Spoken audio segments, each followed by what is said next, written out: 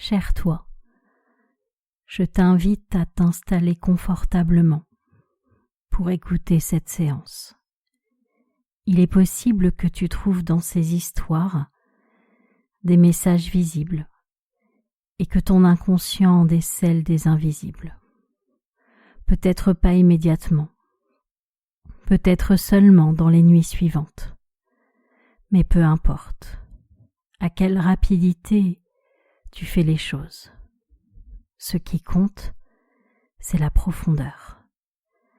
C'est pourquoi si par moments tu écoutes sans vraiment comprendre ce que je dis, je t'encourage à continuer, un peu comme lorsqu'on continue à avancer dans le brouillard, et que ces quelques pas de plus permettent de le dépasser et d'en sortir. Même si avant ça, on ne voyait pas vraiment où on allait. La boussole interne de chacun fonctionnait. D'ailleurs, j'ai une première histoire à te raconter, et sache qu'aucune n'est le fruit du hasard. On aurait dit qu'ils s'étaient détachés de leur tapisserie, car il y avait dans leur salon 2 magnifiques pans bleus. C'étaient leurs animaux de compagnie, comme certains ont des cochons ou des oies. Ces pans n'avaient pas toujours vécu ici. Ils s'étaient introduits un jour de grande chaleur par la porte-fenêtre entr'ouverte. Et depuis, ils avaient pris leurs aises. La maison était grande, et les propriétaires avaient vu leur venue comme un signe de chance. Étant très superstitieux, ils avaient choisi de ne pas les chasser et de cohabiter.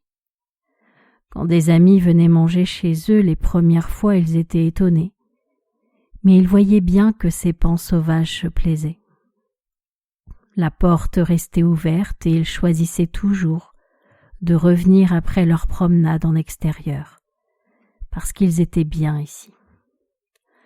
Un jour, un défenseur des animaux les avait dénoncés à une association de protection, mais cette dernière avait constaté que les pans étaient libres. Ils n'étaient pas ici par contrainte mais par choix. Cependant, les propriétaires, eux, étaient beaucoup moins libres dans cette histoire. Ils étaient prisonniers de leur superstition. Car je ne sais pas si tu as déjà cohabité avec un pan, mais c'est très bruyant. L'association avait donc porté secours aux propriétaires en les libérant de leur croyance que ces pans portaient chance. En réalité, c'est l'histoire à laquelle on décide de croire qui influence le quotidien. Et je me disais que toi aussi, tu pourrais nuancer tes croyances et décider qu'à partir d'aujourd'hui, tu es quelqu'un qui a de la chance, parce que tu crées ta chance et que tu sais aussi accueillir celle qui ne dépend pas de toi. À partir de maintenant, ton inconscient fait tous les réglages nécessaires pour ton épanouissement et ta confiance en toi.